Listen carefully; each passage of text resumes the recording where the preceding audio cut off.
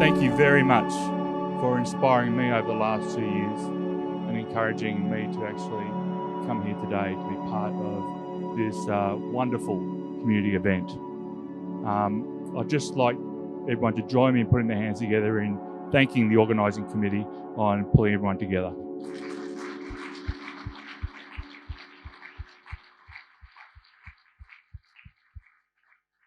Auntie Violet, I know what you mean with that bright light up there, but thank you very much for your welcome to country and for all that you do in our community. To Thomas and Julie for sharing with us your insights and your wise words. Being back here is absolutely wonderful. I'm used to seeing this place decked out in rowing machines, so to see faces is actually quite pleasant rather than sweating individuals all over the floor. I'm very happy to be invited also to share parts of my story, although I think Lucia stole most of my thunder. I'll talk a little bit about the military, although I'm not a general. I'll talk a little bit about sport, although I'm not an Olympian. I am a dad, father, and very much a proud Australian. And as Lucia touched on, my story today started back when I was 16 years old and went to the Australian Defence Force Academy as a young cadet to join the Australian Army. The best thing about that was that I met my wife at the Australian Defence Force Academy, and we're still together.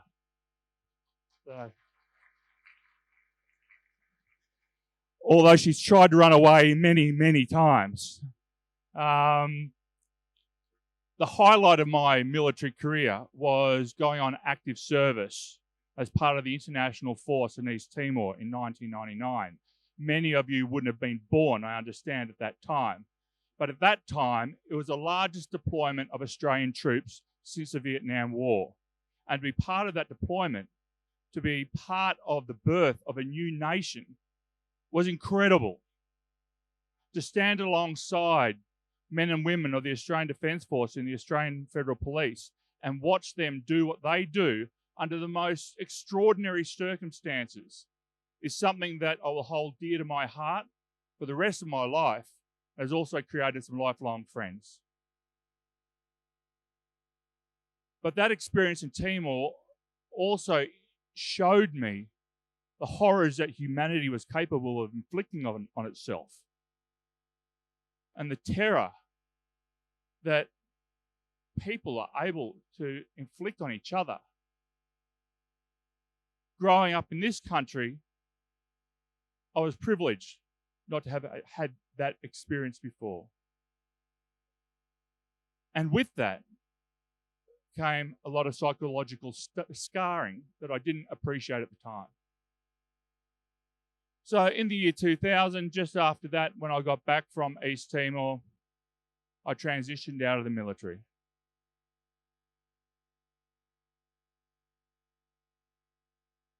Little did we know at that point the effect that that deployment would have on myself and many others in the Australian Defence Force. Over the course of the next 10, 15 years, I went on to do some amazing, had some amazing experiences. I thought they were amazing. Maybe other people thought they were okay. But had some great opportunities to go and do some amazing jobs and meet some wonderful people. But during that period, my mental health started to decline. Not that I really understood what was going on at the time. It kind of came to a head one day when we were living over in Queanbeyan, and there was something issue to do with who was going to put the bins out that day, something significant like that at home. And that was enough to set me off my rocker. And so I drove down to my office, which was on Northbourne Avenue, and I stood there on my iPhone 1 or whatever it was, and pulled up the Beyond Blue Depression and Anxiety questionnaire.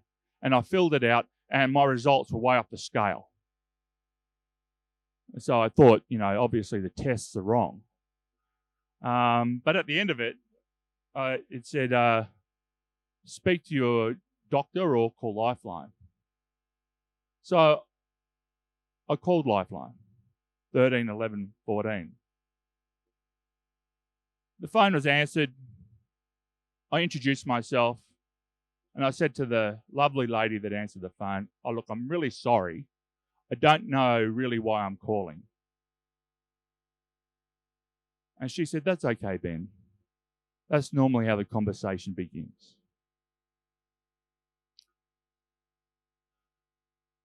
I don't really remember what we discussed after that.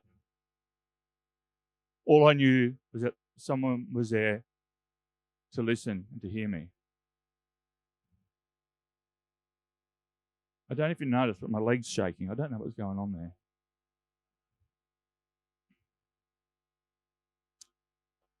That lady, whoever she was, set into course a series of events that ended up saving my life. I went off to see my doctor and explained everything that had happened. And when she said that she thought I had post-traumatic stress disorder, PTSD, I just couldn't believe it. I mean, here I was, to everyone else, I was a successful CEO, I had a house, I had a car, I had a wife, I had kids. My life looked good. How can this happen to me? I said, "Look, don't worry about it." "Don't worry about it, doctor. Don't worry about it. I'll just treat it like a broken arm. And we'll get it fixed, we'll get it right. I'll just get back on with the job." And she said, "Ben, stop. It's not like that. It's more like cancer. If you don't give your mental health the attention that it needs, you could lose your life." Well, that absolutely blew me away. So I thought I listened to her, but I didn't really. And in 2 years' time, I found myself in hospital because I was no longer capable of looking after myself. I thought maybe I'd be there for a weekend or a week.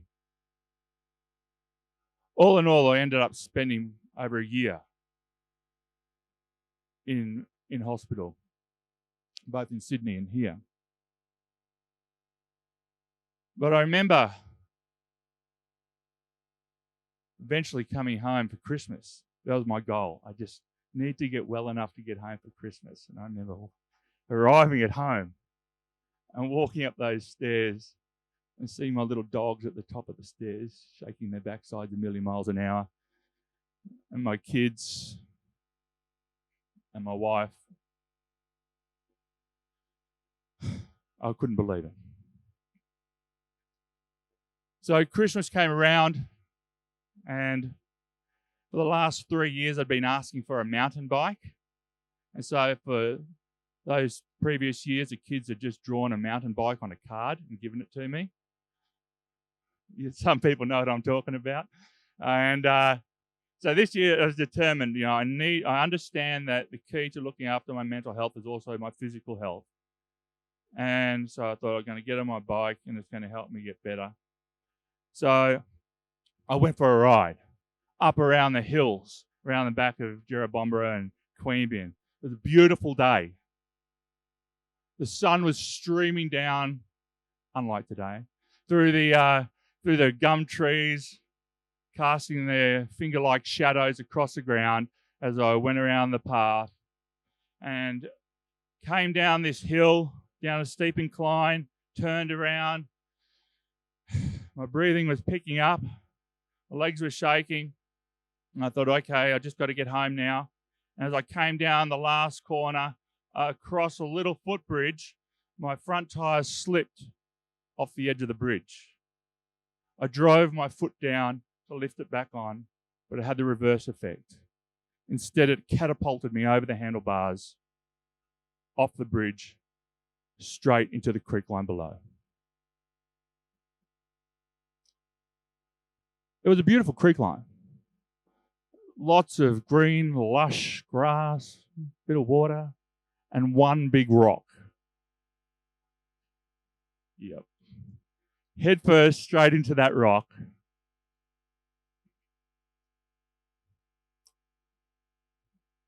I woke up in hospital.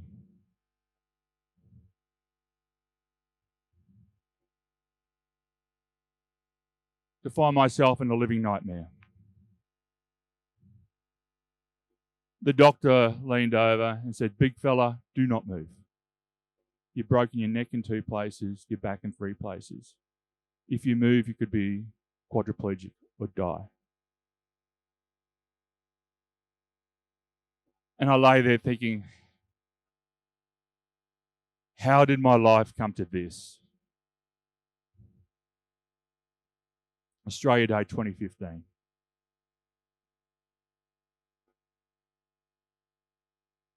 I felt like I was walking through the valley of the shadow of death, and that at any minute, my life could fleetingly pass away.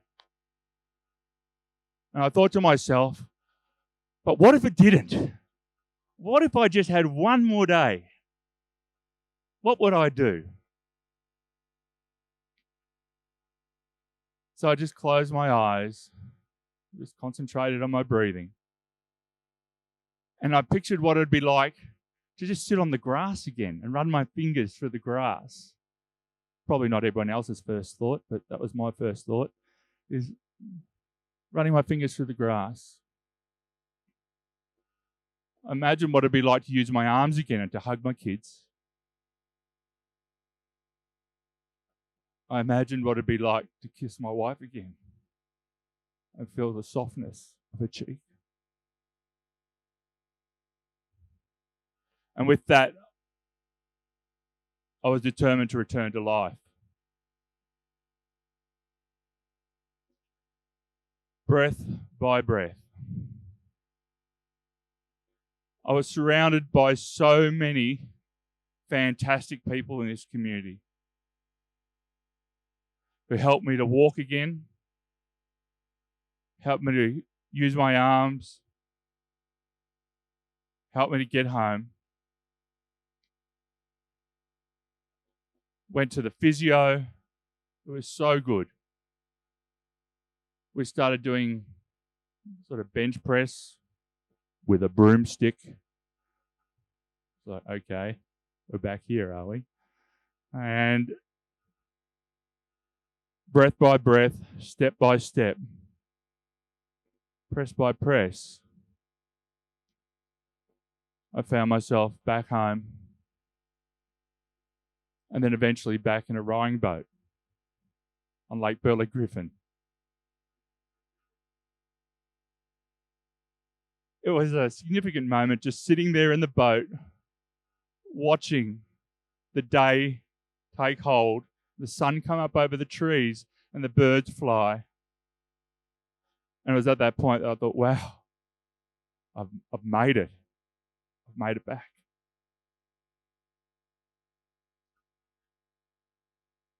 I met up with a group of other veterans, those that who carried physical and mental wounds, and they encouraged me to do some training with them. And with their help and support, I found myself getting stronger. A lovely woman called Alison Cray suggested that I should try out for this activity or event called Invictus Games. I said, sure, what does that mean? She said, well, you get to train with other veterans and who have got similar injuries, and you can work together to help each other get back on top. Sounded like a great idea. I went back and reported back to my wife. What do you reckon? She said, not this year. So we worked for another year, and then a bit like Adrian and Rocky, she said, Ben, okay, let's do it. Let's go. And I felt, right. I started then training. But I couldn't do it by myself. Again, surrounded by so many people from the community across Canberra who pulled together to lift the broken body back onto the rowing machine and into the gym. I couldn't believe it when General Hurley presented me with the green and gold and said, you're now part of Team Australia. It still seems quite surreal. You know, he's a 40-year-old dad representing Australia at a sporting event. That doesn't kind of work. But I thought, hey, I'll get some good selfies out of it. Now, the media team, they gave us this brief about what Invictus Games was. They said, you know, it sounded like Canberra blurb, you know. This is an international multi-sport event for wounded, injured, and ill veterans, for, you know, blah, blah, blah, blah, blah, blah, blah, blah, blah. My brain doesn't work like that. When we got off the bus at Olympic Park and saw the Canadians, the Americans, Team Ukraine, the Afghanistan team, and the rest of it, it really hit me. This was like an Olympic Games for wounded veterans. And I was simply blown away. My kids didn't even want to go. They're like, oh, Dad, you know, we got stuff on, we got friends, PlayStation, the rest of it. But when they showed up and they're like, whoa, this is pretty cool. We're staying. They're like, yeah, what is this thing? And that we were just blown away by the fact that there were so many supportive people there. And not just competitors, but their loved ones and their families.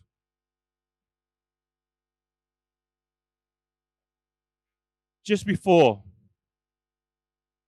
my first event, so I was selected to do indoor rowing and powerlifting. But my main focus was on the indoor rowing events, on the rowing machines. And I remember preparing for my first race. And I was there on the machine warming up with my Bose headphones on. This guy from the Ukraine came and stood over the top of my rowing machine. My face was literally going into his bum. And he was looking at my result. And I stood up and I had to keep looking up because he was about 6'10". I was like, oh my goodness, I'm in real trouble here. I put my headphones on and just focused. I played the Gallipoli soundtrack and thought of all the generations of men and women that have served our country. And those in Gallipoli running through the trenches, through to Iraq, Vietnam, Afghanistan. And all those people that stood behind them and with them all the way. I thought about the 500 competitors from around the world, wounded veterans, their families and their loved ones that were there. I thought about the 72 Aussies, each of them carrying their own wounds, visible, hidden wounds, and what they'd each gone through to get there. And I wanted to do it for them. I thought about the physios, the doctors, the psychiatrists, the psychologists, the schools, everyone that had got behind us. Wanted to do it for them. Thought about my family, my kids, and the one person that had stood behind me and beside me the entire way. My wife. Wanted to do it for them. With that, the coach tapped on my back, let me know I needed to go. I took my headphones off, stood up, and was immediately overcome by the smell of spew. Because the Invictus Games indoor rowing event is the only event where they issue you with your own vomit bucket. And you know when they give you that, things aren't going to be pretty. Well, some of these guys obviously hadn't had training on how to use a bucket, because as I walked off, I was sloshing down the corridor. And we're all squeezed into this little corridor with emotions high and these massive guys leaning against you. Rob Hufford from the United States, like, who builds them like that? You know, leaning against me going, ha ha, little Aussie, you're in for some fun, mate. I don't know if he actually sounded like Arnold Schwarzenegger, but it was like, okay. And I squeezed down the corridor through these guys, through the smell, and as the doors opened, we walked into the light of the arena. You felt like a gladiator walking into a coliseum. I stepped out and I looked up, and the first thing I saw was my entire family lined up in the benches who had come along, all organised by my wife. They'd flown down from Brisbane and everywhere, and I didn't even know that they're going to be there. And they're all there. I couldn't look because I thought, I need to focus on getting the job done. Now, rather than explain, I then sat down on my rowing machine ready for the race, but rather than telling about the race, we might play a short video. It might be easier to understand. He's a pretty remarkable man, isn't he? You're going to say that about a lot of people here at the Invictus Games. And Dylan met Ben today and saw for himself what he could do at the rowing. Have a look at this. I'm here at the indoor rowing. Check out the vibe. It's absolutely unbelievable. Got some really incredible Aussie competitors. Man, look at that crowd. Away cleanly now. And it looks like it might be Ben Ferranazzo, who started well in front of the fellow Australian Jacoby. Oh, it's Benny's winning. 1-2. 1-2. Ferranazzo in front of Modal. Still just. Go boys! 1 second, it's over. Ferranazzo wins the heat. Oh, baby! Gold medalist, Ben Ferranazzo! Race underway. Heat 2, men's IR6, 1 minute sprint. There's Ferranazzo. Go, Benny! And Ferranazzo up to second. There's 10 seconds to go. There's nothing in this race. Ferranazzo second, 3 seconds to go. Ferranazzo in front. The Australian, will he win? He's won it right at the death. What an amazing race. Dead heat. Dead heat it is too at 381 metres. And that will be enough for a joint gold medal. Listen to that cheering. Australia's very proud. Ben Ferranazzo!